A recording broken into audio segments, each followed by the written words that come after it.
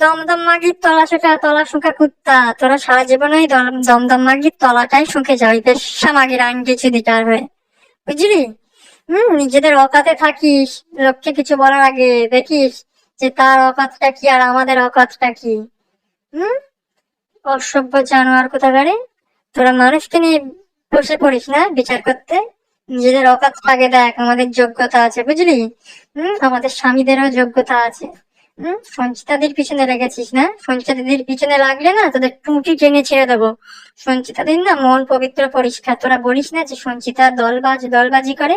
হুম ওর মন পবিত্র পরিষ্কার বুঝলি, ও তখন কনফিউজড হয়ে যায় যে কে ভালো কে খারাপ বুঝতে পারে না। তোরা দলবাজি করিস না, তোরা ছাড়ছিস না এখন ওই দমদম মাগি বেশ্যাটাকে, খান কিছু দিরা আর বলতে আসিস। এসডি তুই যত নষ্টের মূল, ওয়াইটিতে তোর জন্য ঝগড়া। তুই লোককে উস্কানি দিয়ে বেড়াস, কুলটির লাইভে তো গিয়ে বলছিলিস যে দেখো তিনজন তোমাকে নিয়ে পড়ে যাবে, ভালোই উস্কানিটা দিস তুই। দেখিস ভগবানকে একটু ভয় পাস, তো ভগবান না তোর যোগ্য জবাবটা দিয়ে দেবে যে আরে না আমার সাথে লেগেছিস তোরা, দেখে নিস। আবার তোরা বলতে বলতে বসে যাস যে ওর স্কুলে, সঞ্চিতাদের স্কুলে দেয়াল ভাঙাচোরা, রান্নাঘর নোংরা।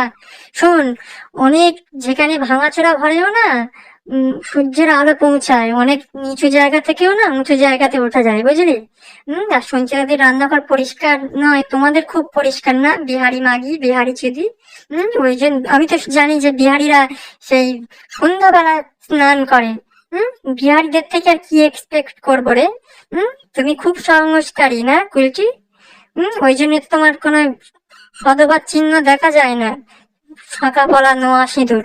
লোককে বিচার করতে আসো না, সঞ্চিতাদের পিছনে লাগলে না জিপ টেনে ছিঁড়ে দেবো, তোদেরকে বলে দিলাম, তোরা বড্ড বার বেড়েছিস।